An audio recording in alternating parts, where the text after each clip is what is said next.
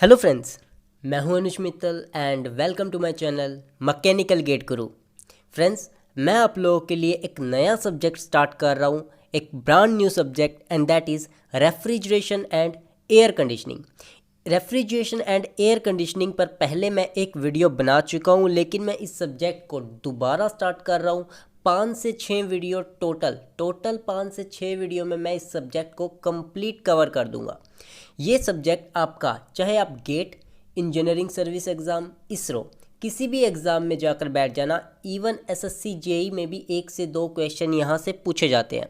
Friends, मैं complete coverage कराऊंगा। उसके बाद आप लोगों के लिए टेस्ट सीरीज़, क्वेश्चन सीरीज़ आप लोगों के लिए होगी। तो चलिए फ्रेंड्स, स्टार्ट करते हैं। सबसे पहले देखते हैं कि हमारा सिलेबस क्या है, हमें करना क्या है इस चैप्टर के अंदर, इस सब्जेक्ट के अंदर। देखिए, सबसे पहले हमारे पास आता है reverse Carnot cycle. Reverse Carnot cycle, देखिए बेसिकली जो कार्नोट साइकिल होती है ना, वो हम लोग थर्मोडायनेमिक्स के अंदर पढ़ते हैं। जब मैं आपको थर्मोडायनेमिक्स पढ़ाऊंगा तो कार्नोट साइकिल को और अच्छे से एक्सप्लेन करूंगा। बेसिकली जो रेफ्रिजरेशन और एयर कंडीशनिंग है, वो आपका एक थर्मोडायनेमिक्स का अप्लाइड पार्ट है। थर्मोडायनेमिक्स के जो भी कंसेप्ट हम लोग सीखते हैं, उसके प्रैक्टिकल, उसे हम प्रैक्टिकली यूज़ करते हैं उन कंसेप्ट्स को। और बेसिकली हम रेफ्रिजरेशन एंड एयर कंडीशनिंग जो अपनी डेली लाइफ में देखते हैं, हमारे घर के रेफ्रिजरेटर, हमारे जो एसी होते हैं, या फिर आपके जो आईसी इंजन है, वो आपकी थर्मोडायनेमिक्स की एक एप्लीकेशन है। पावर प्लांट आपकी थर्मोडायनेमिक्स की एप्लीकेशन है। तो बेसिकली कार्नोट साइकिल का कंसेप्ट हम आगे फर्दर यूज़ करते हैं, चाहे वो आईसी इंजन हो, चाहे वो आपका पावर प्लांट इंजीनियरिंग हो। तो यहाँ पर हम लोग रिवर्स कार्नोट साइकिल पढ़ेंगे। रिवर्स कार्नोट साइकिल को हमने एंटी क्लॉकवाइज यूज़ किया है। जो कार्नोट साइकिल होती है ना, कार्नोट साइकिल जो थर्मोडायनेमिक्स में पढ़ते हैं, वो हमारी क्लॉकवाइज साइकिल होती है, जो हमें हीट के बदले वर्क प्रोड्यूस करके देती है। यहाँ पर हम लोग उसका रिवर्स इफेक्ट लेते हैं, तो हम इसे डिटेल में डिस्कस करेंगे। सबसे इंपॉर्टेंट यहाँ से जो पूछा जाता है, vapour compression cycle. Vapour compression cycle star mark कर लीजिए फ्रेंड्स। देखिए, जो आपका रेफ्रिजरेशन एंड एयर कंडीशनिंग है, वो बेसिकली 2 पार्ट्स में डिवाइड है। एक पार्ट है आपका रेफ्रिजरेशन और एक पार्ट में आता है एयर कंडीशनिंग। तो रेफ्रिजरेशन में जो सबसे ज़्यादा क्वेश्चन पूछे जाते हैं, वो आपसे इससे वेपर कंप्रेशन साइकिल से ही पूछे जाते हैं। उसके बाद हमारे पास आता है वेपर एब्जॉर्प्शन सिस्टम। होता क्या है कि जो आपका वेपर कंप्रेशन साइकिल में कंप्रेशर यूज़ किया जाता है, कंप्रेशर जो इलेक्ट्रिसिटी को कंज्यूम करता है, और नॉइज़ भी प्रोड्यूस करता है। तो उस कंप्रेशर को रिप्लेस करने के लिए हम लोग वेपर एब्जॉर्प्शन सिस्टम का यूज़ करते हैं, जहाँ पर हम लोग हीट के थ्रू कंप्रेसर को हमें इलेक्ट्रिसिटी देनी पड़ती है, लेकिन वेपर एब्जॉर्प्शन सिस्टम में हम लोग हीट के थ्रू रेफ्रिजरेशन इफेक्ट प्रोड्यूस करते हैं। हम देखेंगे रिवर्स्ड ब्रेटोन साइकिल। देखिए, ब्रेटोन साइकिल हम लोग पढ़ते हैं पावर प्लांट इंजीनियरिंग में, गैस टरबाइन के अंदर, लेकिन उसका हम लोग रिवर्स यूज़ करके, मतलब एंटी क्लॉकवाइज डायरेक्शन में यूज़ करके हम लोग रेफ्रिजरेशन का इफेक्ट लेते हैं। इसे ही बेल कोलेमन साइकिल भी कहा जाता है। ध्यान रखिएगा, रिवर्स ब्रेटोन साइकिल ही आपकी कैसी साइकिल है? रिवर्स ब्रेटोन साइकिल को ही हम लोग बेल कोलेमन साइकिल बोलते हैं। उसके बाद हम पढ़ेंगे रेफ्रिजरेंट्स। रेफ्रिजरेंट्स क्या होता है? बेसिकली जो रेफ्रिजरेंट का इफेक्ट होता है ना, जो रेफ्रिजरेटिंग इफेक्ट होता है, वो बेसिकली रेफ्रिजरेंट के वजह से ही मिलता है। Refrigerant is the working medium. ये वो मीडियम है जो लो स्पेस से हीट को गेन करेगा और हाई टेम्परेचर पर, लो स्पेस यानी कि जहाँ पर टेम्परेचर कम होगा, और हाई टेम्परेचर स्पेस पे हीट को फेंक आएगा। तो ये काम करता है रेफ्रिजरेंट का। हमें ये भी, इसके बारे में भी पढ़ना होगा, यहाँ से भी क्वेश्चन पूछे जाते हैं। तो इतना पार्ट, ये 5 पार्ट आपके क्या रेफ्रिजरेशन के अंदर आते हैं।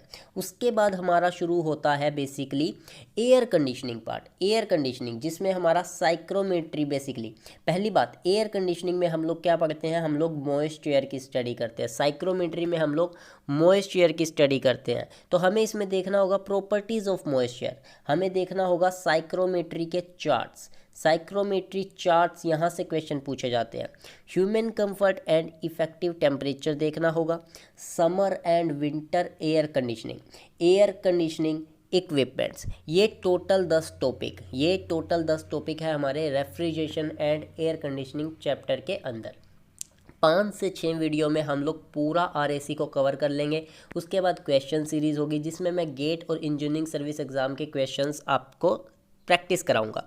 देखिए जो सबसे इम्पोर्टेंट पार्ट है वो है आपका वेपर कंप्रेशन साइकिल। यहाँ से आपसे क्वेश्चन पूछे जाते हैं, बहुत क्वेश्चन, ईएस में तो यहीं से ज़्यादा क्वेश्चन पूछे जाते हैं। उसके बाद आपके ये प्रॉपर्टीज़ ऑफ मॉइस्चर और साइक्रोमेट्री चार्ट, ये 3 टॉपिक मोस्ट इंपॉर्टेंट टॉपिक है। करने हमें 10 के 10 है, कहीं से भी क्वेश्चन आ सकता है, लेकिन ये मोस्ट इंपॉर्टेंट टॉपिक है जो हमें करने होंगे। तो चलिए फ्रेंड्स स्टार्ट करते हैं रेफ्रिजरेशन एंड एयर कंडीशनिंग। देखिए सबसे पहली जो टर्म आती है रेफ्रिजरेशन, मैंने आपको कहा कि रेफ्रिजरेशन एंड एयर कंडीशनिंग को हम लोग 2 पार्ट्स में डिवाइड करते हैं। तो सबसे पहले पार्ट हमारा क्या हुआ, रेफ्रिजरेशन। अब इस रेफ्रिजरेशन का मतलब क्या होता है? देखिए रेफ्रिजरेशन का बेसिकली मतलब क्या है? It is the process of reducing and maintaining the temperature of material space below the atmospheric temperature levels by controlled extraction of heat. यहाँ पे रेफ्रिजरेशन कहता क्या है बेसिकली, ये एक ऐसी प्रोसेस है जिसमें आप क्या करते हो, रिड्यूस करते हो। सबसे पहले आप क्या करोगे, रिड्यूस करोगे, किसे, टेम्परेचर को, और उस टेम्परेचर को मेंटेन भी रखना होगा। रिड्यूस करो और उसे मेंटेन करो, किसका, आप जहाँ भी आप कूलिंग इफेक्ट चाहते हो किसी भी पर्टिकुलर स्पेस का या मटेरियल का, जैसे कि आपकी फ्रूट्स हो गए, वेजिटेबल्स हो गए, आप क्या चाहते हो कि ये लॉन्ग टाइम तक चले। लॉन्ग टाइम तक चलने के लिए आप क्या चाहते हो, इनको ठंडा रखना होगा। इनको ठंडा क्यों रखना होगा? क्योंकि इनके अंदर जो बैक्टीरिया, जर्म्स जो भी होंगे वो लो टेम्परेचर पर इतना काम नहीं कर पाएंगे। लो टेम्परेचर पर वो सब्जियों को, फ्रूट्स को सड़ा नहीं पाएंगे, तो उनकी जो एक्टिविटी होती है वो कम हो जाती है लो टेम्परेचर पर। इसलिए लो टेम्परेचर पर फ्रूट्स, वेजिटेबल्स ये ज़्यादा टाइम तक चल पाएंगे हमारे। तो हम इनका टेम्परेचर कम करना चाहते हैं एक पर्टिकुलर स्पेस का। देखिए हम फ्रिज में सामान को रखते हैं तो एक पर्टिकुलर स्पेस हो गया, उस पर्टिकुलर स्पेस का टेम्परेचर हमें क्या करना है, रिड्यूस करना है। हमें क्या करना है फ्रेंड्स, हमें उस स्पेस का टेम्परेचर रिड्यूस करना है।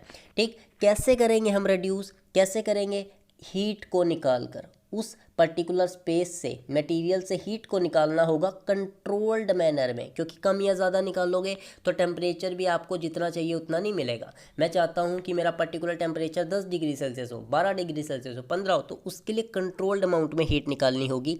और हम टेम्परेचर कम कर रहे हैं किससे, एटमॉस्फेरिक टेम्परेचर से। ये ध्यान रखिए, एटमॉस्फेरिक टेम्परेचर से नीचे लेकर आ रहे हैं हम लोग एक पर्टिकुलर मटेरियल का टेम्परेचर या पर्टिकुलर स्पेस का टेम्परेचर। और सबसे इम्पोर्टेंट बात, हम टेम्परेचर को कम कर देंगे लेकिन उसे मेंटेन भी रखना होगा। क्योंकि एक बार अगर आप टेम्परेचर को कम कर देते हो तो हीट क्या करती है, हाई टेम्परेचर से लो टेम्परेचर की तरफ अपने आप फ्लो करती है। तो आपने टेम्परेचर एक बार कम कर दिया और अगर आप कम करके छोड़ देते हो तो हीट फिर से हाई टेम्परेचर से लो टेम्परेचर पर फ्लो करना शुरू कर देगी। हाई टेम्परेचर यहाँ पर क्या है, एटमॉस्फेरिक टेम्परेचर। एटमॉस्फेरिक टेम्परेचर आपका हाई टेम्परेचर है और आपका जो आपका वेजिटेबल्स का, फ्रूट्स का, जो भी आपने स्पेस का टेम्परेचर कम कर दिया वहाँ पर हीट फ्लो होना शुरू हो जाएगी। तो उससे आपको मेंटेन भी रखना होगा कि वो मेंटेन रहे।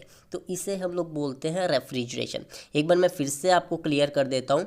तो रेफ्रिजरेशन बेसिकली क्या है, एक प्रोसेस है जिसमें आप रिड्यूस कर रहे हो और फिर उसको मेंटेन भी कर रहे हो, टेम्परेचर को मेंटेन कर रहे हो ऑफ द मटेरियल स्पेस। किसी भी मटेरियल स्पेस का टेम्परेचर पहले तो रिड्यूस करोगे, किससे रिड्यूस करोगे, एटमॉस्फेरिक टेम्परेचर से नीचे लेकर आओगे। क्योंकि रूम टेम्परेचर पर आपकी हर चीज़ का टेम्परेचर कितना होगा, जो रूम टेम्परेचर है, तो उससे नीचे लेके आओगे और उसे मेंटेन भी करोगे। कैसे करोगे आप नीचे, by controlled extraction of heat, उसमें से हीट को निकाल कर।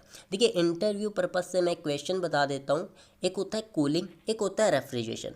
कूलिंग और रेफ्रिजरेशन में फ़र्क क्या है? कूलिंग जो होती है वो एक स्पॉन्टेनियस प्रोसेस होती है। कूलिंग एक स्पॉन्टेनियस प्रोसेस है जो अपने आप होती है, जिसके लिए हमें कोई एफर्ट करने की ज़रूरत नहीं होती। रेफ्रिजरेशन स्पॉन्टेनियस नहीं होता, रेफ्रिजरेशन को कराने के लिए हमें एफर्ट कराना पड़ता है। होता क्या है, जो कूलिंग है, मैं एक एग्जांपल के थ्रू समझाता हूँ। सपोज कीजिए आपके पास वाटर है 100 डिग्री सेल्सियस पर। 100 डिग्री सेल्सियस के पानी को अगर आप रूम टेम्परेचर पर रख देते हो, रूम टेम्परेचर मैंने मान लिया 25 डिग्री सेल्सियस, तो मेरे पास जो वाटर अवेलेबल है वो 100 डिग्री सेल्सियस पर अवेलेबल है। रूम टेम्परेचर मेरे पास 25 डिग्री सेल्सियस पर अवेलेबल है। तो यहाँ पर मुझे कुछ करने की ज़रूरत नहीं है, हीट अपने आप फ्लो होती रहेगी। हीट अपने आप फ्लो होती रहेगी 100 डिग्री सेल्सियस से एनवायरनमेंट में जाती रहेगी जब तक इन दोनों का टेम्परेचर इक्विलिब्रियम में नहीं आ जाता। जब तक दोनों का टेम्परेचर बराबर नहीं हो जाता तब तक हीट फ्लो होती रहेगी, मुझे कुछ करने की ज़रूरत नहीं। ये एक स्पॉन्टेनियस प्रोसेस है। यहाँ पर इस 100 डिग्री सेल्सियस का जो वाटर मैंने लिया है, जो कुछ भी लिया है, 100 डिग्री सेल्सियस टेम्परेचर कम हो रहा है, तो ये एक कूलिंग इफेक्ट है जो अपने आप हो रहा है, जो कब तक होता रहेगा, जब तक रूम टेम्परेचर 25 डिग्री सेल्सियस तक नहीं हो जाता। तो ये एक कूलिंग प्रोसेस है जिसमें कोई फोर्स नहीं लगाया जा रहा हमारी तरफ से। लेकिन रेफ्रिजरेशन में क्या होता है, रेफ्रिजरेशन में हम टेम्परेचर कम करेंगे, कूलिंग में भी टेम्परेचर कम होता है, रेफ्रिजरेशन में भी टेम्परेचर कम होता है, लेकिन रेफ्रिजरेशन में हम लोग फोर्सफुली टेम्परेचर को कम करेंगे। हम अपनी तरफ से एफर्ट लगाएंगे कि जो रूम टेम्परेचर 25 डिग्री सेल्सियस है उससे भी नीचे आ जाए, जो टेम्परेचर 25 डिग्री सेल्सियस अवेलेबल है उससे भी नीचे आ जाए मेरे ऑब्जेक्ट का टेम्परेचर। जैसे मैं चाहता हूँ कि 12 डिग्री सेल्सियस हो जाए या 13 डिग्री 10 डिग्री हो जाए, तो मुझे अपनी तरफ से एफर्ट करना होगा। मैं रेफ्रिजरेटर के अंदर इसे रखूँगा और रेफ्रिजरेटर को इलेक्ट्रिसिटी दूंगा, तब ये इफेक्ट मुझे देखने को मिलेगा। तो यहाँ पर फोर्सफुली होता है, तो ये ध्यान रखिएगा, इंटरव्यू में आपसे पूछा जा सकता है। एक फ्रेंड्स मैं आपको बता दूँ कि आप प्रॉपर हेडफोन्स के थ्रू इस वीडियो को देखें। आप हेडफोन्स के थ्रू देखेंगे, आपको कोई डिस्टर्बेंस नहीं होगी, आपको हर एक चीज़ प्रॉपरली समझ में आएगी। और आप स्क्रीनशॉट ले रहे हैं, स्क्रीनशॉट लीजिए, कोई दिक्कत नहीं, लेकिन साथ के साथ नोट्स बनाते रहें। हर एक पॉइंट्स के आपको नोट्स बनाने हैं, क्योंकि अगर आप नोट्स बनाते रहोगे तो आपको साथ के साथ याद होता रहेगा। और अपने हाथ से लिखा गया जब आप दोबारा रिवाइज करोगे तो एज़ कम्पेयर टू स्क्रीनशॉट आप उस नोट्स में से पढ़ना आपके लिए बहुत अच्छे रिजल्ट्स, आपके लिए बहुत ज़्यादा बेनिफिशियल रहेंगे। और जब मैं क्वेश्चंस लगाऊंगा तो साथ के साथ प्रैक्टिस करते रहिएगा। तो ये थी हमारे पास रेफ्रिजरेशन की बेसिकली डेफिनेशन। ठीक, तो चलिए आगे देखते हैं। अब देखिए फ्रेंड्स, यहाँ पर समझने की कोशिश कीजिए। यहाँ पर मैंने क्या कहा है कि आपको रेफ्रिजरेशन के अंदर पहले तो टेम्परेचर को कम करना है और फिर उस टेम्परेचर को मेंटेन भी करके रखना है, नहीं तो हीट फ्लो होती चली जाएगी। आपने जो टेम्परेचर रिड्यूस किया है वो फिर से एटमॉस्फेरिक टेम्परेचर के बराबर आ जाएगा। तो आपको टेम्परेचर को मेंटेन रखना है। तो यहाँ पर देखिए टर्म्स क्या क्या है। यहाँ पर देखिए मैंने लिया TA is the ambient temperature. ये एक पर्टिकुलर स्पेस है, इस पर्टिकुलर स्पेस का मैं टेम्परेचर कम करना चाहता हूँ, तो ये मेरा एम्बियंट टेम्परेचर TA है। सपोज कर लीजिए 25 डिग्री सेल्सियस मैंने अपने रूम का टेम्परेचर, इतना मैंने एज्यूम कर लिया 25 degree. TL is the lower temperature, TL is the lower, जो मैं इस पर्टिकुलर स्पेस का टेम्परेचर चाहता हूँ। सपोज कर लीजिए वो मैं चाहता हूँ 10 डिग्री सेल्सियस, मैं इतना चाहता हूँ। तो यहाँ पर क्या होगा, अगर आप जो यहाँ पर 25 डिग्री सेल्सियस टेम्परेचर मैंने माना, यहाँ पर मैंने मान लिया कितना 10 डिग्री सेल्सियस। तो अगर मैं यहाँ पर पहली बात, शुरू में क्या होगा, शुरू में दोनों जगह टेम्परेचर 25 होगा, शुरू में दोनों जगह, क्योंकि रूम टेम्परेचर है ना, रूम टेम्परेचर है तो दोनों जगह रूम टेम्परेचर पे होगा। लेकिन अगर मैं इसका टेम्परेचर 10 डिग्री सेल्सियस लाना चाहता हूँ तो मुझे इसमें से हीट को निकालना होगा। मैं क्या करूँगा, मैं हीट को निकाल लूँगा। तो वो हीट मैंने निकाल दी यहाँ से, देखिए वो हीट को मैंने QR से दिखा दिया यहाँ पर, ये QR से मैंने हीट को निकाल दी, जिससे हम लोग पुल डाउन लोड कहते हैं। पुल डाउन लोड क्या होता है हम लोग अभी अच्छे से डिस्कस करेंगे। तो यहाँ से मैंने पहले तो हीट को निकाला, हीट को निकाला तो इसका टेम्परेचर हो गया कम, अब ये लोअर टेम्परेचर पर आ चुका है। अब क्या होगा, अब मुझे लगातार इस टेम्परेचर को मेंटेन भी रखना है। क्यों, क्योंकि ये कम टेम्परेचर पे है, ये ज़्यादा टेम्परेचर पे है, यहाँ पर हीट आती रहेगी, एटमॉस्फेयर से एंटर करती रहेगी हीट, क्यू इन एंटर करती रहेगी, उस क्यू इन को बाहर निकालना होगा। जितनी भी हीट आएगी उसे बाहर निकालना होगा। तो जो हीट अब आ रही है बाहर से, मैं टेम्परेचर मेंटेन कर चुका, टेम्परेचर को रिड्यूस कर चुका हूँ, उसके बाद जो हीट आ रही है उसे हम लोग रेफ्रिजरेशन लोड कहते हैं, उसे कहा जाता है रेफ्रिजरेशन लोड। अभी इसको भी टर्म्स अच्छे से डिस्कस करेंगे। तो देखिए, once the desired temperature is reached, आपको जो टेम्परेचर चाहिए था 10 डिग्री सेल्सियस चाहिए था, आप 10 पर आ चुके हो। कैसे आए, by removing the heat QR, आपने उस पर्टिकुलर स्पेस में से QR हीट निकाल दी। We need to maintain TL, अब हमें उस TL को मेंटेन भी रखना होगा, by removing Q out as Q in continuously enter the space, इसके अंदर Q in एंटर करे जा रही है क्योंकि टेम्परेचर कम है, तो उसे बाहर निकालना होगा, बाहर निकाल लेंगे तभी वो मेंटेन रह पाएगा। तो यहाँ पर देखिए अब हमारे पास दो अलग डेफिनेशन आती है। सबसे पहले आता है पुल डाउन टाइम। अब ये पुल डाउन टाइम क्या होता है, देखिए पुल डाउन टाइम क्या है, time required to bring the space from ambient temperature to required temperature. Simple सी बात है। क्या कहता है? पुल डाउन टाइम, जितना टाइम आपको लगा। यहाँ पर देखिए, यहाँ पर आपका एटमॉस्फेरिक टेम्परेचर था, ये जो था मैंने कितना कहा 25 डिग्री सेल्सियस। मैं ये कहता हूँ कि इस जगह का टेम्परेचर मुझे 10 डिग्री सेल्सियस चाहिए। शुरू में दोनों का 25 था, तो इसका 10 डिग्री सेल्सियस होने में टाइम जो लगता है उसे कहा जाता है पुल डाउन टाइम। अब एक झटके में तो होगा नहीं, यहाँ से आपकी धीरे धीरे हीट निकलती रहेगी, तब जाके यहाँ पर 10 डिग्री सेल्सियस टेम्परेचर होगा। तो एक पर्टिकुलर टाइम लगेगा, उस टाइम को कहा जाता है पुल डाउन टाइम। तो time required to bring the space from ambient temperature to required temperature. Atmospheric temperature से अपने रिक्वायर्ड टेम्परेचर पर मैं 25 से 10 पर आना चाहता हूँ, तो जो टाइम लगा उसे मैं क्या बोलता हूँ? उसे कहा जाता है पुल डाउन टाइम। उसके बाद देखिए, अब एग्जाम्पल यहाँ पर दे रखा है, if our refrigerator has a capacity of 1000 kilo joule per hour. मेरे पास एक ऐसा रेफ्रिजरेटर है जिसकी कैपेसिटी कितनी है? 1000 किलो जूल पर आवर, मतलब एक घंटे में वो 1000 किलो जूल की हीट निकालता है। मेरा रेफ्रिजरेटर, उसकी कैपेसिटी है एक घंटे में वो 1000 किलो जूल की हीट निकाल सकता है। And it needs to remove total 3000 kilo joule to bring the space to required temperature. यहाँ पर वो क्या कहता है कि उससे 3000 किलो जूल की हीट निकालनी है और वो एक घंटे में 1000 किलो जूल की हीट निकालता है, तो उसे कितना टाइम लगेगा रिक्वायर्ड टेम्परेचर पहुंचने में? वो यहाँ पे कह रहा है कि एक पर्टिकुलर जगह का टेम्परेचर अगर आपको चाहिए, कि एक पर्टिकुलर अमाउंट का टेम्परेचर चाहिए, तो आपको 3000 किलो जूल की हीट निकालनी है। लेकिन आपका जो रेफ्रिजरेटर है वो एक घंटे में 1000 किलो जूल की हीट ही निकाल पा रहा है, तो कितना टाइम लगेगा? 3 घंटे। पुल डाउन लोड कितना हो गया? जो हीट उसे निकालनी है 1000 किलो जूल पर आवर। एक घंटे में उसे, देखिए एक घंटे में कितनी निकाल पा रहा है वो? 1000 किलो जूल पर आवर। तो पुल डाउन टाइम कितना हो गया? 3 आवर। उसे 3 घंटे लग जाएंगे हीट को बाहर निकालने में।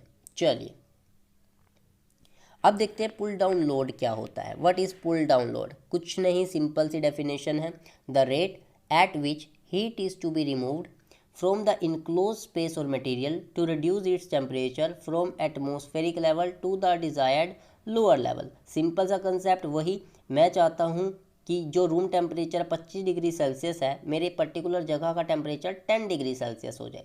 तो 10 डिग्री सेल्सियस तक पहुँचाने के लिए इसमें से मुझे हीट को निकालना पड़ेगा। एक जगह का टेम्परेचर 25 डिग्री सेल्सियस है, मैं चाहता हूँ उसका टेम्परेचर 10 डिग्री सेल्सियस हो जाए, तो मुझे उसमें से हीट को निकालना पड़ेगा। तो जो भी जिस रेट से मैं हीट को निकालूंगा, यहाँ पर ध्यान से देखिए, रेट की बात हो रही है, the rate at which heat is to be removed from the enclose space और material to reduce its temperature. उसका टेम्परेचर रिड्यूस हो जाए, किससे? एटमॉस्फेरिक लेवल से, और डिज़ायर्ड लेवल पर आ जाए। तो जिस रेट से मैं हीट को निकालता हूँ उसी को कहा जाता है पुल डाउन लोड। जैसे कि अब ये देखिए, पिछला जो एग्जाम्पल था यहाँ पर, इस एग्जाम्पल में देखिए पुल डाउन लोड कितना है? 1000 किलो जूल पर आवर, यानी कि ये एक घंटे में 1000 किलो जूल की हीट को निकालता है। एक घंटे में 1000 किलो जूल की हीट निकाल रहा है, तो ये पुल डाउन लोड हो गया। किस रेट से हीट को निकाला जा रहा है। अब आता है रेफ्रिजरेशन लोड। तो देखिए, मैंने क्या कहा था कि आपको पहले तो टेम्परेचर कम करना है। अब जो टेम्परेचर कम करना है उसके लिए हीट निकालनी पड़ेगी, उसे हमने बोल दिया पुल डाउन लोड। अब उस टेम्परेचर को मेंटेन करके भी रखना है, और अगर मेंटेन करके रखना चाहते हो तो बाहर से जो हीट एंटर कर गया उसे ही निकालते रहो, टेम्परेचर मेंटेन रहेगा। एक बार आपने 10 डिग्री सेल्सियस पर पहुँच गए, अब बाहर का टेम्परेचर 25 है, तो बाहर से हीट आएगी due to the temperature difference. High heat flow करेगी हाई टेम्परेचर से लो टेम्परेचर की तरफ, तो आप जितनी भी हीट अंदर आ रही है उसे बाहर निकालते रहो। उसी हीट को रेफ्रिजरेशन लोड कहा जाता है। टेम्परेचर को मेंटेन रखने के लिए जो हीट आप बाहर निकाल रहे हो उसे कहा जाता है रेफ्रिजरेशन लोड। तो यहाँ पर देखिए, the time it is the rate at which heat is to be removed from the material or space to maintain its temperature at desired lower level than the atmospheric temperature. Rate at which heat is to be removed from the material to maintain ये word ध्यान रखिए। पिछले वाला जो हमारा क्या था, पुल down load, उसमें हमें क्या करना था? टेम्परेचर को रिड्यूस करना था। यहाँ पर देखिए, टू रिड्यूस द टेम्परेचर। अब इसमें क्या है, इसके अंदर हमें टेम्परेचर को मेंटेन करना है, मेंटेन करके रखना होगा। That is your refrigeration load. चलिए फ्रेंड्स, आगे देखते हैं। अब अगली जो टर्म आती है, एग्ज़ाम में आपसे बार बार पूछी जाती है, बहुत इम्पोर्टेंट टर्म है, and that is turn off refrigeration. अब देखिए फ्रेंड्स, टन ऑफ रेफ्रिजरेशन, इसका मतलब क्या है? आप मार्केट में जब रेफ्रिजरेटर या एयर कंडीशनर लेने जाते हैं तो वहाँ पर टीआर में आप वहाँ पर बोलते हैं कि मुझे 1 टीआर का रेफ्रिजरेटर चाहिए, मुझे 2 टीआर का, मुझे 3 टीआर का रेफ्रिजरेटर चाहिए। इसका मतलब क्या है? टीआर मतलब टन ऑफ रेफ्रिजरेशन। इसका मतलब देखिए, it is the rate at which heat is to be removed from 1 ton of water at 0 degree Celsius to convert into ice at 0 degree Celsius in 24 hours. कहने का मतलब क्या है कि आपके पास 1 टन का वाटर अवेलेबल है, 1 टन। यहाँ पर देखिए 1000 kg है, 1000 kg। एक्चुअल में जो 1 टन है वो हम लोग 907 लेते हैं, जो ब्रिटिश सिस्टम में होता है। अभी उसे छोड़ दीजिए, अभी इतना समझिए कि आपके पास 1 टन वाटर अवेलेबल है जिसका टेम्परेचर है 0 डिग्री सेल्सियस, और आप उसकी बर्फ़ बनाना चाहते हो, आइस बनाना चाहते हो, उस पानी को बर्फ़ में कन्वर्ट करना चाहते हो। कितने टेम्परेचर पर? 0 डिग्री सेल्सियस पर ही आप चाहते हो। मतलब यहाँ पर देखिए, आपका टेम्परेचर जो पानी का जो टेम्परेचर है वो 0 डिग्री सेल्सियस है, और आप आइस का टेम्परेचर भी 0 डिग्री सेल्सियस ही चाहते हो।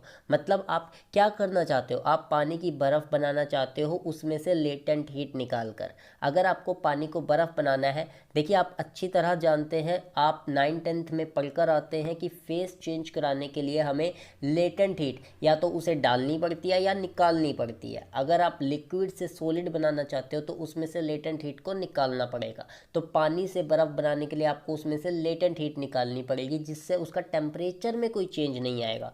सेंसेबल हीटिंग में टेम्परेचर में चेंज आता है। और आपके पास क्या है? टाइम लिमिट है। आपको 24 घंटे में, आपको 24 आवर्स के अंदर ये काम करना है। मतलब 1 टन का पानी जिसका 0 डिग्री सेल्सियस टेम्परेचर है, उससे आपको 1 टन की आइस में कन्वर्ट करना है जिसका टेम्परेचर भी 0 डिग्री सेल्सियस ही होना चाहिए। मतलब उसमें से लेटेंट हीट निकालनी है, और ये काम आपको 24 आवर्स में करना है। इससे हम लोग कहते हैं, इस काम को करने के लिए जिस रेट से आप हीट को निकालते हो उसे कहा जाता है टन ऑफ रेफ्रिजरेशन। तो बहुत इंपॉर्टेंट है ये डेफिनेशन, आपसे एग्ज़ाम में बार बार पूछी जाती है। एग्ज़ाम में डायरेक्ट ये कोल इंडिया लिमिटेड एग्ज़ाम में पूछी गई है। और टीआर की वैल्यू जो 3.5 किलोवाट या 210 किलो जूल पर मिनट निकल कर आती है, ये भी आपसे एग्जाम में पूछी जाती है। अब देखिए ये वैल्यू आई कैसे? ध्यान से देखिए, आपको करना क्या है? आपको पानी को बर्फ़ में कन्वर्ट करना है, तो आपको हीट निकालनी पड़ेगी। सिंपल सा फंडा। लेकिन हीट निकालनी ही नहीं, आपको रेट से हीट निकालनी है। 24 घंटे का टाइम है। तो यहाँ पर देखिए, पहली बात मैं आपको बताऊं कि अगर आपको 1 kg पानी को 1 kg बर्फ़ में कन्वर्ट करना है, 0 डिग्री सेल्सियस पर 1 kg पानी को 0 डिग्री सेल्सियस 1 kg बर्फ़ में कन्वर्ट करना है, तो आपको 335 किलो जूल की हीट निकालनी होती है। ध्यान रखिएगा, 335 किलो जूल जो आपको निकालनी पड़ती है पानी को बर्फ़ में कन्वर्ट करने के लिए, अगर आपके पास 1 kg अवेलेबल है।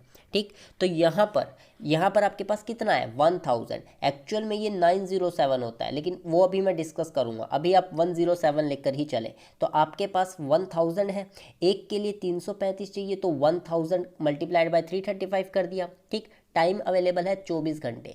24 घंटे यानी कि 24, और अगर मैं इसे मिनट में कन्वर्ट करता हूँ तो 24 मल्टीप्लाइड बाय 60 हो जाएगा। ये मिनट में आ गया, तो ये वैल्यू आई निकल कर 232 किलो जूल पर मिनट, 232 किलो जूल पर मिनट।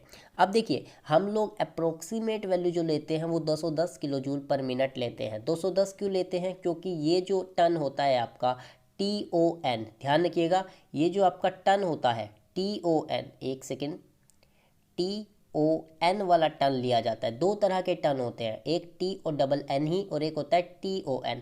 तो ये ब्रिटिश सिस्टम का टन होता है जिसकी वैल्यू होती है 907 kg, 907। तो यहाँ पर जो 1000 लिया है ना, वो 907 लिया जाता है, जिसकी वजह से ये 210 किलो जूल पर मिनट निकलता है। और अगर आप इसे सेकंड में कन्वर्ट करना चाहते हैं, सेकंड में, तो आप इसे कर दीजिए 60 से डिवाइड, क्योंकि किलो जूल पर मिनट आप निकाल चुके हैं। 60 से डिवाइड करो तो आपके पास क्या निकल जाएगा? ये आएगा 3.5 किलोवाट। इसका मतलब क्या हुआ? 3.5 किलोवाट का मतलब क्या हुआ कि आपको 3.5 किलो जूल पर सेकेंड, 3.5 किलो जूल पर सेकेंड, यानी कि 1 सेकेंड के अंदर 3.5 किलो जूल की हीट को निकालने वाला रेफ्रिजरेटर 1 TR का रेफ्रिजरेटर कहलाता है। ध्यान रखिएगा, अगर आपका रेफ्रिजरेटर 1 सेकेंड में 3.5 किलो जूल की हीट को बाहर निकाल रहा है, क्योंकि आपको स्पेस ठंडा करना है, स्पेस को ठंडा करने के लिए आपको उसमें से हीट निकालनी पड़ेगी, तो 1 सेकेंड के अंदर अगर आपका रेफ्रिजरेटर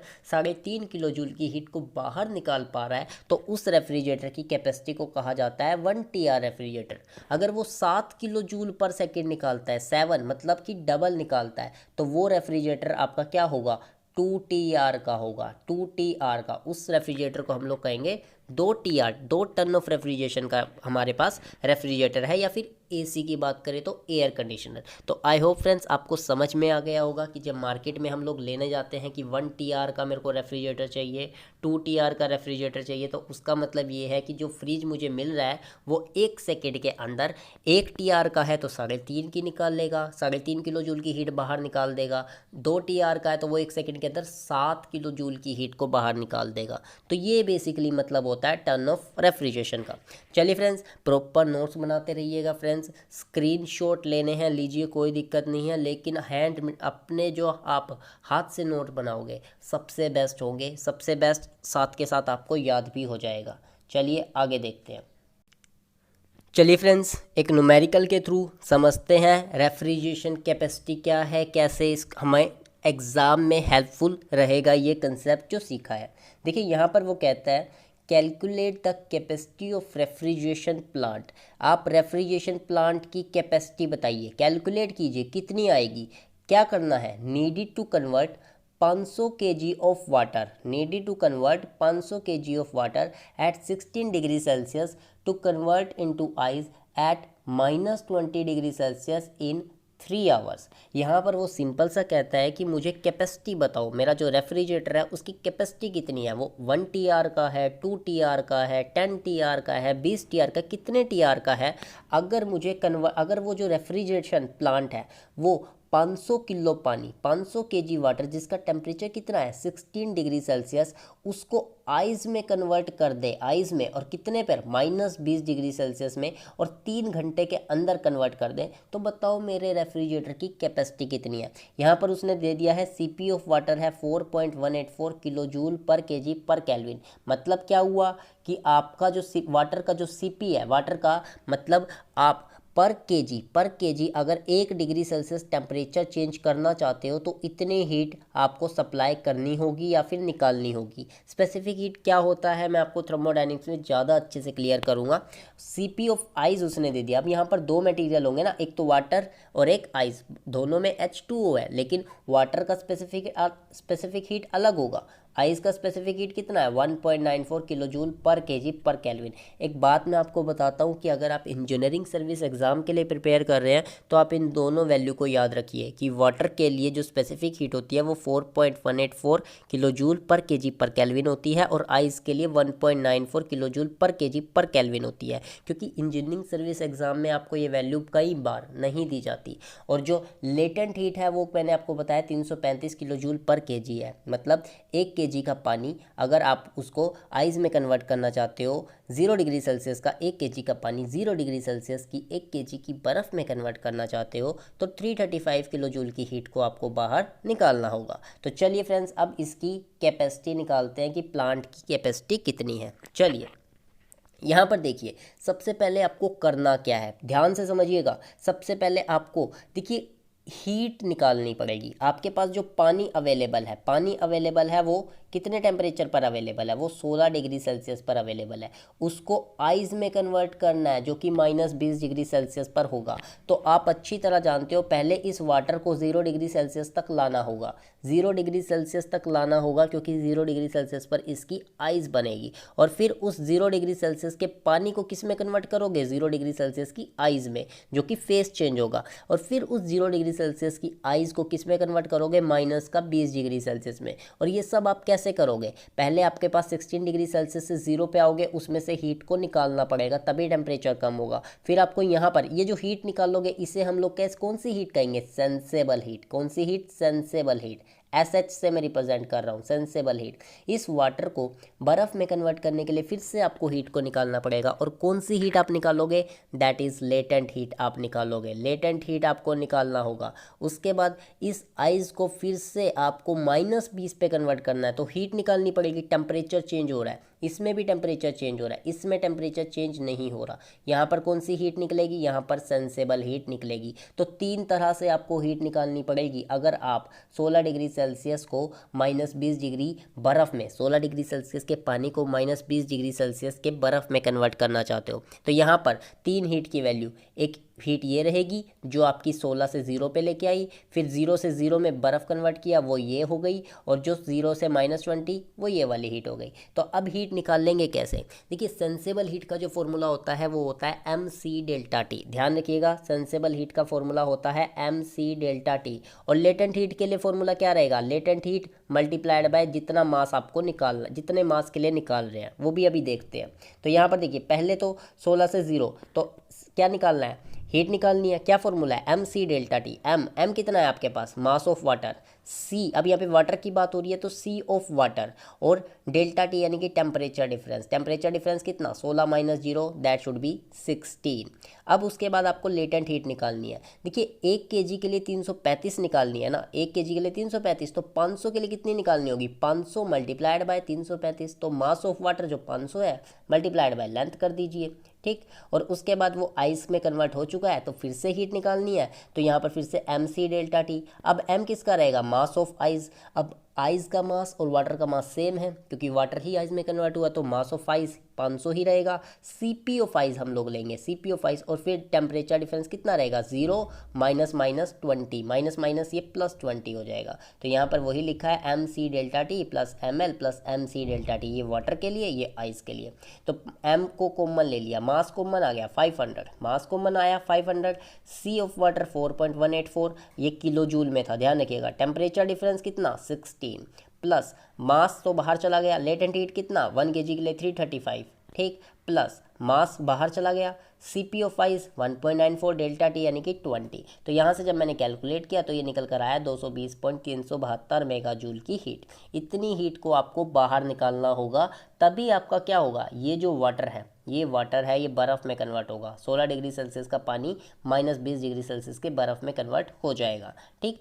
अब मुझे क्या निकालना, उसने मुझे टाइम लिमिट भी दी थी, ध्यान रखिएगा, उसने हमें टाइम लिमिट भी दे रखी है। और टाइम लिमिट देखिए कितनी दी है, टाइम लिमिट यहाँ पर दे रखी है उसने 3 घंटे में करना है, यानी कि इस हीट को आप 3 घंटे में निकालो, ठीक। तो इसे अब 3 घंटे से डिवाइड करना होगा, इसे 3 घंटे से डिवाइड करते हैं। चलिए, मुझे तो रेट से मतलब है ना कि किस रेट से निकालूं, तो मेरे पास ये मेगा जूल, ये मैंने इसको किलो जूल में कन्वर्ट कर लिया, किलो जूल में, ठीक। तो कितने घंटे, कितना टाइम है, 3 घंटे। अगर मैं मिनट में कन्वर्ट करता हूँ तो 3 मल्टीप्लाइड बाय 60, तो ये मेरा निकल के आता है 1224.29 किलो जूल पर मिनट।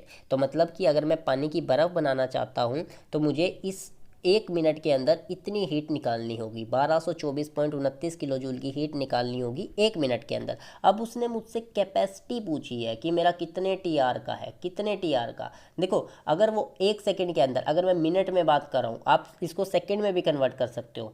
तो अगर मेरा रेफ्रिजरेटर 1 मिनट में 210 निकालता है, 1 मिनट में 210 निकालता है, तो वो 1 टीआर का होगा। अगर अब यहाँ पर मुझे इतनी निकालनी है 1 मिनट के अंदर, तो मैं क्या करूँगा, 210 से डिवाइड करूँगा, तो मेरा जो रेफ्रिजरेटर प्लांट है वो 5.83 टीआर का होगा, क्योंकि एक के लिए कितना होता है, 210, निकालनी कितनी है, 1224.29। तो मैंने 210 से डिवाइड किया, तो मेरे पास टन ऑफ रेफ्रिजरेटर आ गया 5.83 टीआर।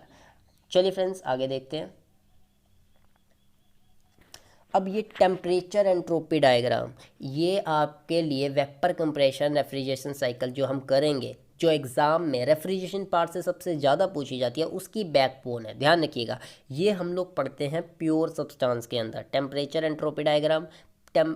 ये हम लोग प्योर सब्सटेंस के अंदर डिटेल में पढ़ते हैं, लेकिन जितना ज़रूरी है रेफ्रिजरेशन को समझने के लिए, वेपर कंप्रेशन साइकिल को समझने के लिए, उतना मैं यहाँ पर आपके लिए डिस्कस कर देता हूँ। अब देखिए ये कर्व कैसा बनता है। ये होता है आपका टेम्परेचर एंट्रोपी डायग्राम। इस एक्सिस पर आपकी एंट्रोपी है और यहाँ पर टेम्परेचर है। देखिए होता क्या है कि आपका फेस चेंज होता है, जो आपका रेफ्रिजरेंट है उसके अंदर फेस चेंज होता है यहाँ पर। तो यहाँ पर एक डोम बनता है, एक डोम बनता है यहाँ पर। ये आपका सैचुरेशन डोम कहलाता है। इस डोम को कहते हैं सैचुरेशन डोम।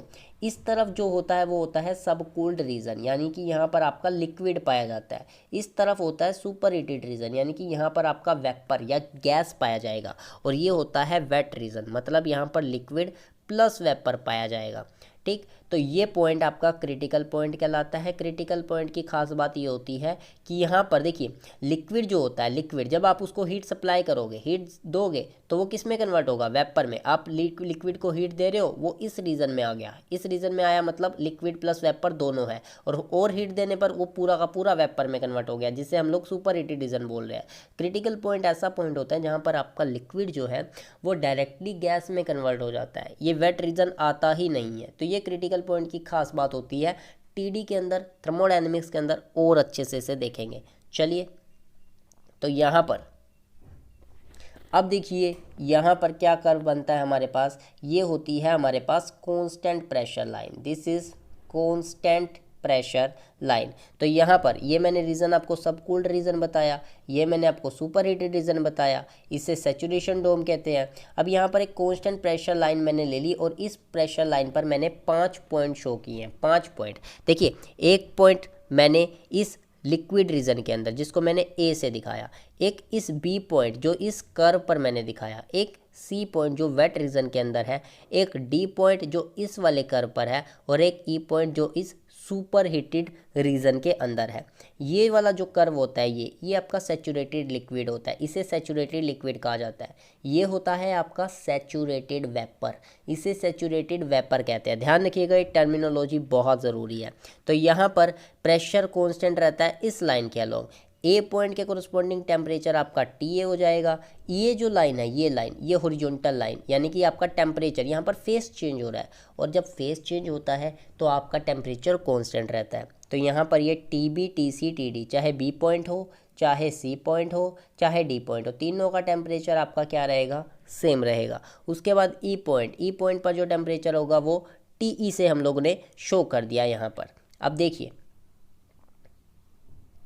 सबसे पहली टर्म आपको क्या समझनी है कि डिग्री ऑफ सुपर हीटिंग क्या होता है। डिग्री ऑफ सुपर हीटिंग होता है basically T E minus T D. T E minus T D, इस डिफरेंस को कहा जाता है degree of super heating. Diagram में देखिए, यहाँ पर डायग्राम में ये पॉइंट का टेम्परेचर माइनस ये पॉइंट का टेम्परेचर, प्रेशर कांस्टेंट है, ध्यान रखिएगा प्रेशर आपका कांस्टेंट रहता है। तो T E minus T D को हम लोग क्या बोलते हैं, डिग्री ऑफ सुपर हीटिंग इसे कहा जाता है। डिग्री ऑफ सब कूलिंग, ये आपका डायरेक्ट आईईएस में 2 नंबर में भी पूछा गया है। डिग्री ऑफ सब कूलिंग या फिर अंडर कूलिंग, ये होता है आपका T B minus T A, यानी कि आपका ये टेम्परेचर डिफरेंस यहाँ पर, ये T B minus T A, इसका टेम्परेचर डिफरेंस आपका क्या कहलाता है friends, T B minus T A. ये टेम्परेचर डिफरेंस आपका डिग्री ऑफ सब कूलिंग या फिर अंडर कूलिंग कहलाता है। तो टर्मिनोलॉजी ध्यान रखिएगा, बहुत ज़रूरी है। अब देखिए सुपर हीटिंग किसे कहोगे। Super heating basically the process of increasing the temperature at constant pressure above the saturated vapour. Saturated vapour से ऊपर कांस्टेंट प्रेशर पर आप टेम्परेचर को इंक्रीज करोगे तो उसे हम लोग सुपर हीटिंग कहेंगे। यहाँ पर देखिए, डायग्राम के थ्रू समझते हैं। यहाँ पर आपका ये कांस्टेंट प्रेशर कर्व है, कांस्टेंट प्रेशर कर्व, इस लाइन के अलोंग प्रेशर आपका कांस्टेंट है।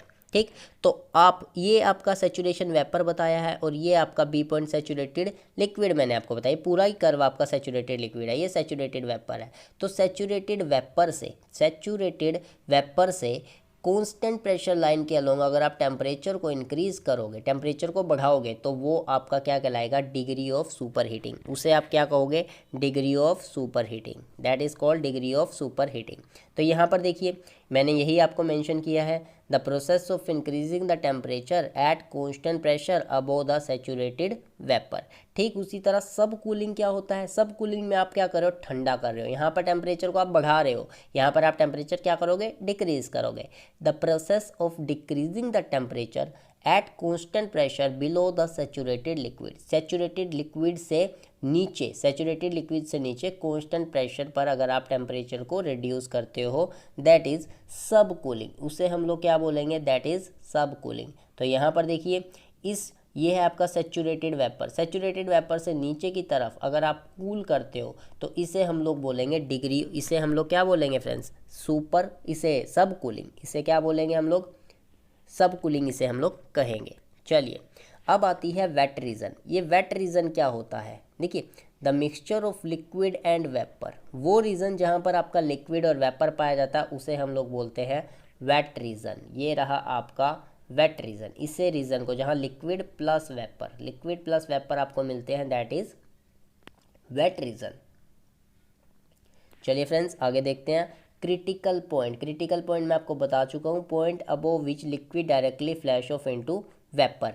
होता क्या है यार, ये बहुत इंपॉर्टेंट स्टेटमेंट है, ये आपसे एसएससी जेई में 1 मार्क्स में पूछी जा सकती है। स्टेट जेई के एग्ज़ाम अगर आप देते हो, यूपीपीएससी असिस्टेंट इंजीनियर एग्जाम दे रहे हो, तो वहाँ पर भी आपसे ये पूछी जा सकती है। इवन गेट में भी आपसे पूछी जा सकती है कि जो लेटेंट हीट ऑफ वेपोराइजेशन होता है क्रिटिकल पॉइंट पर, उसकी वैल्यू 0 होती है। देखिए इसका मतलब मैं आपको एक बार समझा देता हूँ कि आपका यहाँ पर होता क्या है, लेटेंट हीट। यहाँ पर देखिए हम क्या देते हैं, यहाँ से यहाँ तक पहुँचाने के लिए, लिक्विड स्टेट से वेपर स्टेट में पहुँचाने के लिए आपको हीट देनी होगी, तभी ये लिक्विड, यहाँ का लिक्विड वेपर में कन्वर्ट होगा। लेकिन यहाँ पर देखिए लिक्विड डायरेक्टली कन्वर्ट हो रहा है वेपर में, तो आपको कोई हीट देने की ज़रूरत ही नहीं है, कोई लेटेंट हीट देने की ज़रूरत ही नहीं है। आपको हीट जैसे जैसे आप ऊपर की तरफ जा रहे हो, ये जितना पार्ट होता है ये लेटेंट हीट वाला पार्ट होता है, इतनी हीट ये ऊपर की तरफ घटती है, ऊपर की तरफ डिक्रीज करती है, और यहाँ पर क्रिटिकल पॉइंट पर आकर 0 हो जाती है। मतलब आपको क्रिटिकल पॉइंट पर लेटेंट हीट देना ही नहीं होगा। आपका लिक्विड गैस में ऑटोमेटिकली कन्वर्ट हो रहा है, डायरेक्टली कन्वर्ट हो रहा है, तो आपको लेटेंट हीट देने की ज़रूरत ही नहीं पड़ती। इसलिए यहाँ पर क्रिटिकल पॉइंट पर जो लेटेंट हीट ऑफ वेपोराइजेशन है वो हमारा कितना है, दैट इज़ 0। अब देखिए friends most important term dryness fraction और क्वालिटी। अब ये क्या होता है, ड्राइनेस फ्रैक्शन और quality, it is defined as the ratio of mass of vapour to the total mass of the mixture. मतलब इसे हम लोग एक्स से डिनोट करेंगे, मास ऑफ वेपर अपॉन में टोटल मास ऑफ मिक्सचर, इसे कहा जाता है ड्राइनेस फ्रैक्शन। यहाँ पर देखिए इस कर्व के अंदर यहाँ पर ये आपका कर्व है, यहाँ पर लिक्विड भी है, यहाँ पर वेपर भी है, तो मास ऑफ वेपर कितना प्रेजेंट है अपोन में टोटल मिक्सचर, टोटल यानी कि मास of vapour plus mass of liquid, इसे हम लोग ड्राइनेस फ्रैक्शन बोलते हैं, दैट इज क्वालिटी। दूसरा नाम क्या है फ्रेंड्स इसका, दैट इज क्वालिटी।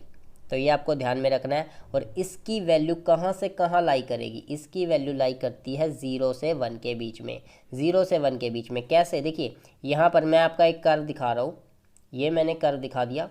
यहाँ पर क्या होगा, सैचुरेशन लिक्विड, और इस पॉइंट पर क्या होगा, सैचुरेशन वेपर। यहाँ पर आपका वेपर ही नहीं है, कोई वेपर नहीं है, तो वेपर की वैल्यू 0 हो गई। ठीक, यहाँ पर आपका सारा का सारा वेपर है, तो लिक्विड की वैल्यू 0 हो गई।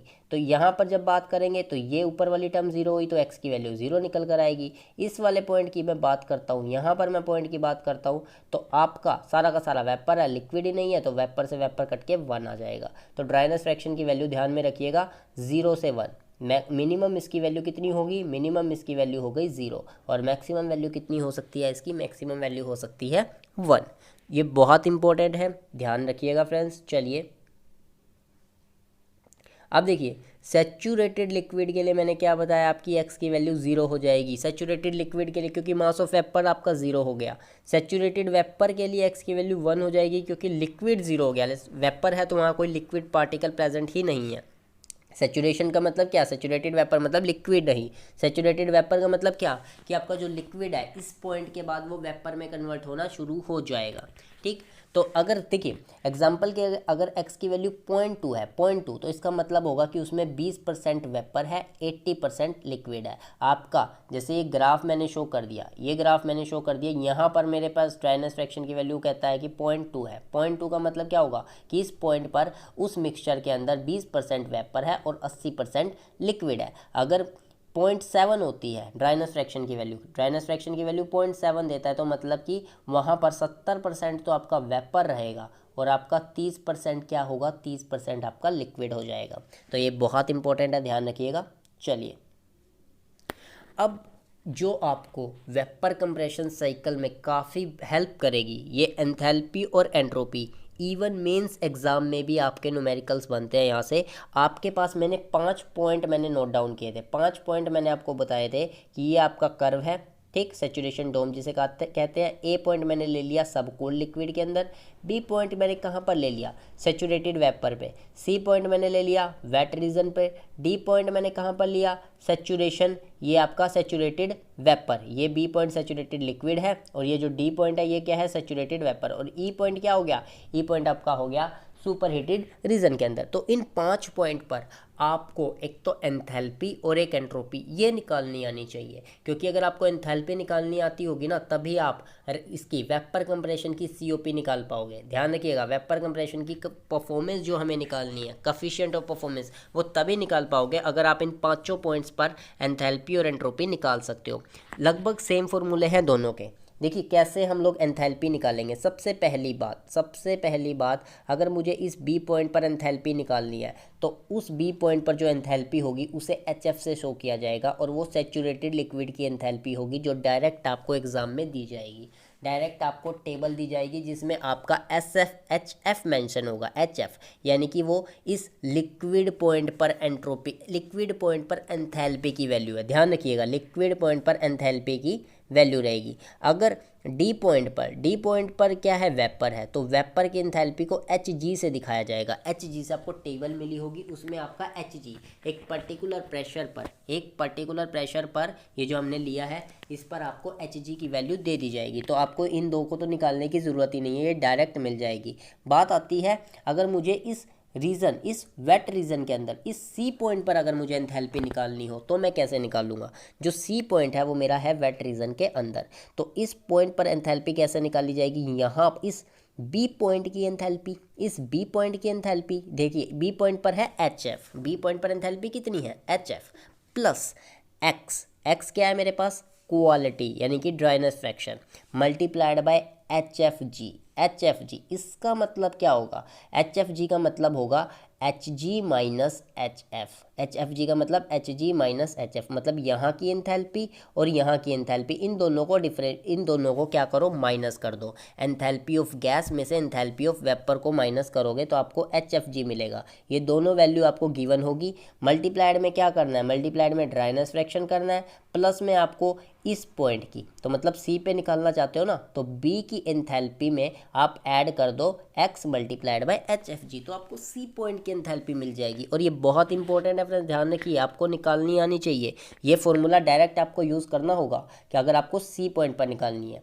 अब बच गए 2 पॉइंट, एक पॉइंट बच गया ई पॉइंट, एक पॉइंट बच गया ए पॉइंट। अब इन 2 पॉइंट्स पर एंथैल्पी कैसे निकालें, चलिए देखते हैं। इन 2 पॉइंट्स पर देखिए मुझे निकालनी है ई पॉइंट की। अगर मैं बात करता हूँ, सबसे पहले मैं बात करता हूँ ई पॉइंट की एंथैल्पी, तो ई पॉइंट की एंथैल्पी मैं कैसे निकालूंगा, Hg plus Cp of vapour Te minus Td, ये मिलेगा मुझे सुपर हीटेड वेपर के लिए। He पॉइंट मेरा कहाँ पर है, देखिए He पॉइंट मेरा यहाँ पर लाई कर रहा है, He पॉइंट मेरा यहाँ पर लाई कर रहा है, तो मुझे क्या करना पड़ेगा, यहाँ की एंथैल्पी प्लस, अब देखिए एंथैल्पी का बेसिकली जो फॉर्मूला होता है चेंज इन एंथैल्पी, वो होती है Cp delta T। Cp delta T Td के अंदर हम लोग पढ़ते हैं Cp डेल्टा T होगा।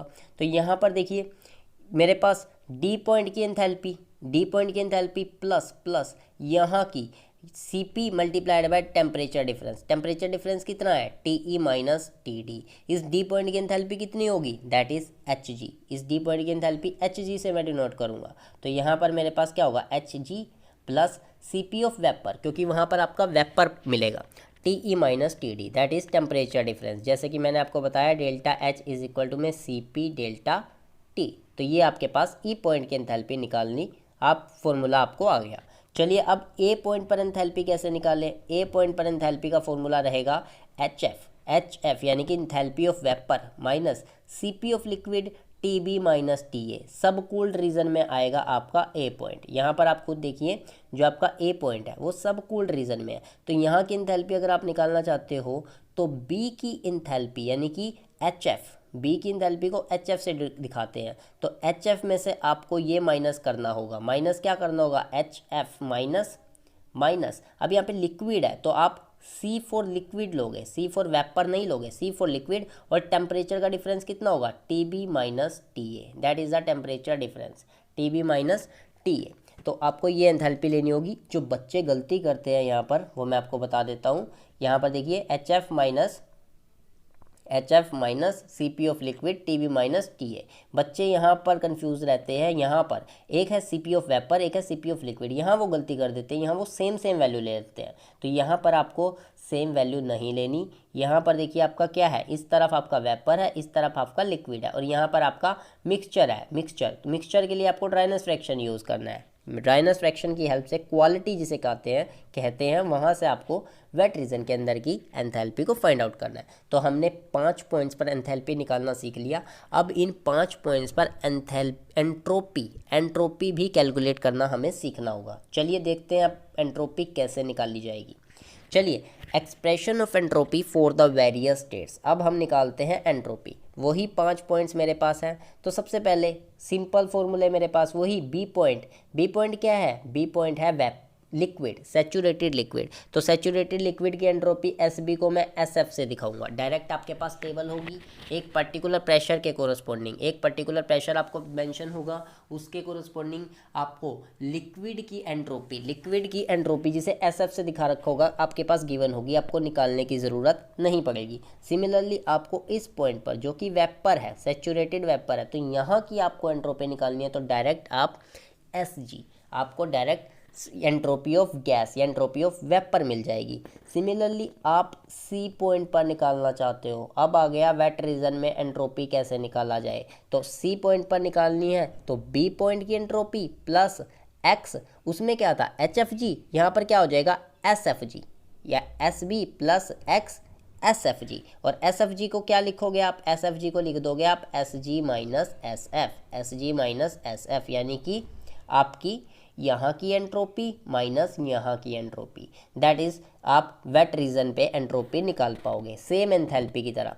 तो बी पॉइंट की एंट्रोपी को आप किससे दिखा रहे हो, एफ से दिखा रहे हो, एक्स एस एफ जी को आप यहाँ पर S G minus S F भी लिख सकते हो, that is S ji minus S F. या फिर आपके पास एक फॉर्मूला और है, आप कैसे निकाल सकते हो, आप निकाल सकते हो S F plus X, S F जी को आप लिख सकते हो एच एफ जी अपॉन में टी, क्योंकि यहाँ पर आपका टेम्परेचर कांस्टेंट है, टेम्परेचर में कोई चेंज नहीं हो रहा। Q divided by T basically change in entropy होता है। D S is equal to में d Q divided by d T आपके पास होता है, और ये कांस्टेंट प्रेशर पे है। तो क्यू किससे रिप्लेस हो जाएगा, क्यू रिप्लेस हो जाएगा एच से, एच अपॉन में टी। तो आप इस फॉर्मूले के थ्रू भी निकाल सकते हो अपनी। तो S F plus x H F G upon में टी। चलिए फ्रेंड्स आगे देखते हैं। 3 पॉइंट्स पर हम लोग निकाल चुके हैं। अब हमें निकालनी है ई पॉइंट पर और ए पॉइंट पर। चलिए देखते हैं कैसे निकालते हैं।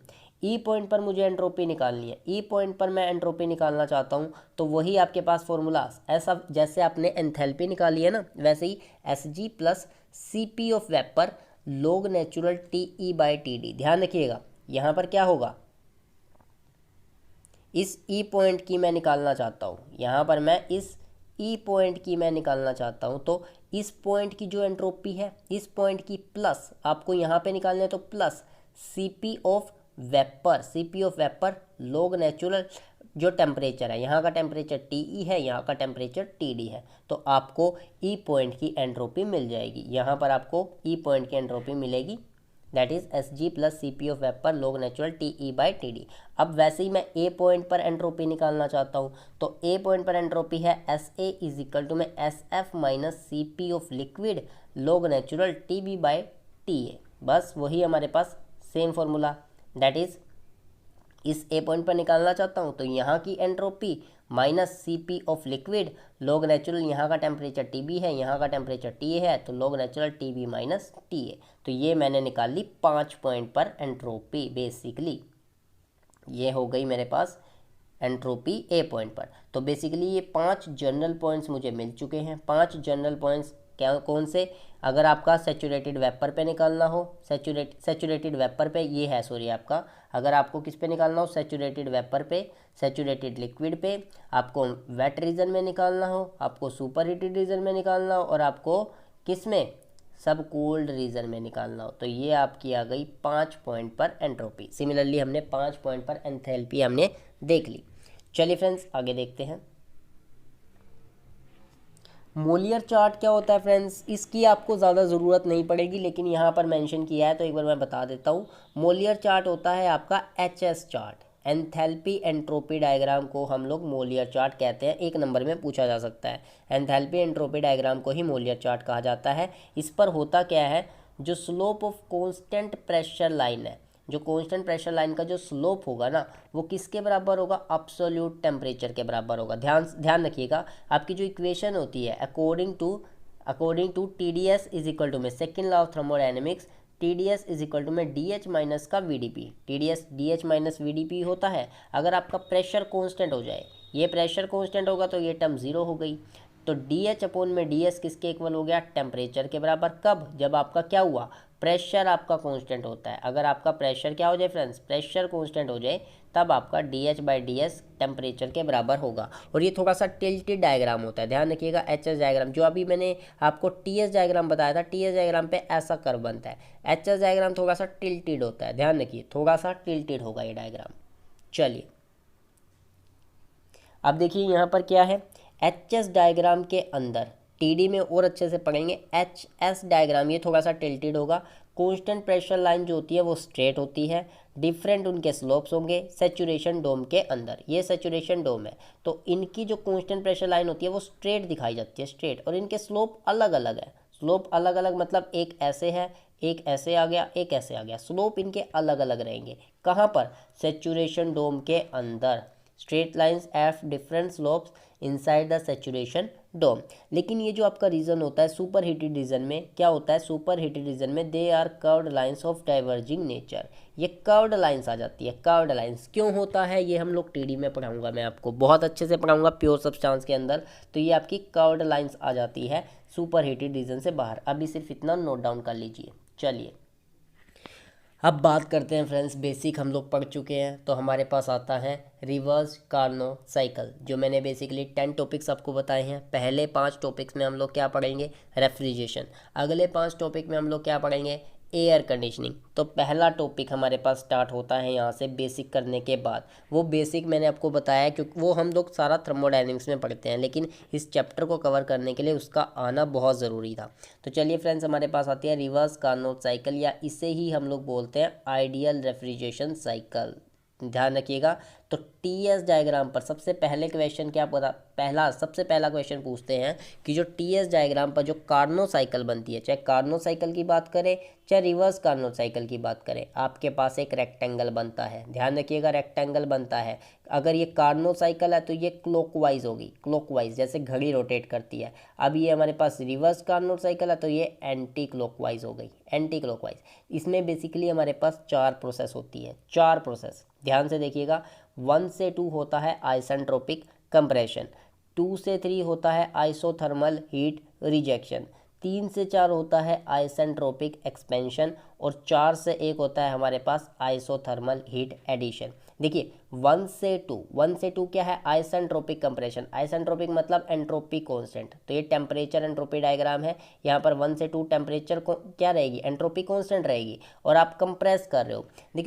देखिए आइसेंट्रोपिक मतलब क्या, आइसेंट्रोपिक का मतलब रहेगा एंट्रोपी कांस्टेंट। अगर आप सिस्टम में हीट डालते हो तो उसकी एंट्रोपी बढ़ेगी, सिस्टम से हीट निकालते हो तो एंट्रोपी कम होएगी। तो मतलब आपको ना हीट डालनी है ना हीट ऐड करनी है। अगर आप एंट्रोपी को कांस्टेंट रखना चाहते हो, तो अगर मुझे कांस्टेंट रखनी है तो मैं क्या करूँ, मुझे हीट नहीं निकालनी, तभी मेरी एंट्रोपी क्या रहेगी, कांस्टेंट रह पाएगी। और इंटरनल इरिवर्सिबिलिटी भी नहीं होनी चाहिए, वो भी हम लोग देखेंगे। तो देखिए, आप कंप्रेस करे जा रहे हो, सिस्टम को क्या कर रहे हो, कंप्रेस कर रहे हो, हीट को बाहर जाने दे नहीं रहे, तो क्या होगा, टेम्परेचर बढ़ जाएगा। टेम्परेचर बढ़ जाएगा तो आइसेंट्रोपिक कंप्रेशन में टेम्परेचर बढ़ेगा और एंट्रोपी कांस्टेंट रहेगी।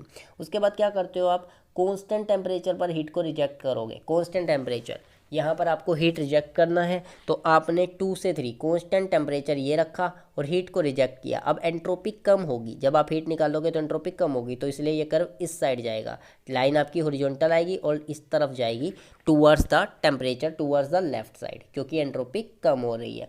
उसके बाद आप क्या कराते हो, उसके बाद आप कराते हो 3 से 4 में आइसेंट्रोपिक एक्सपेंशन।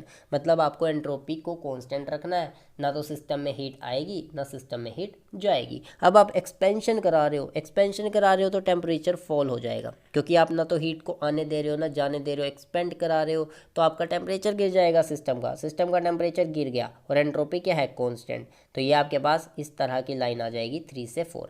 और फिर आप क्या करते हो, आइसोथर्मल हीट एडिशन, मतलब कांस्टेंट टेम्परेचर पर आप हीट को ऐड करते हो। तो कांस्टेंट टेम्परेचर की लाइन आपकी इस तरह हॉरिजॉन्टल बनेगी और आप हीट ऐड कर रहे हो तो एंट्रोपी बढ़ेगी, तो ये इस साइड जाएगा। तो ये बेसिकली 4 प्रोसेस हो जाएगी, 1 से 2, 2 से 3, 3 से 4 एंड 4 से 1। तो ये हमारे पास 4 साइकिल, 4 बेसिकली प्रोसेस होती है रिवर्स कार्नोट साइकिल के अंदर। थर्मोडायनेमिक्स में मैं इसे और अच्छे से पढ़ाऊंगा। चलिए, अब जो सबसे इंपॉर्टेंट जो क्वेश्चन बनते हैं वो आपसे पूछे जाते हैं कि आप कफिशिएंट ऑफ परफॉर्मेंस निकालिए, आप COP बताइए कि आपका जो रेफ्रिजरेटर है, आपका जो पंप है, जो हीट पंप मैं बताऊंगा क्या होता है, उनका परफॉर्मेंस क्या है। देखिए, कफिशिएंट ऑफ परफॉर्मेंस का एक सिंपल सा फॉर्मूला ध्यान रखिएगा, डिज़ायर्ड इफेक्ट अपॉन में वर्क इनपुट, मतलब कि मुझे इफेक्ट क्या मिला, जो मैं चाहता था कितना मिला, और बदले में मुझे कितना इनपुट उसे देना पड़ा।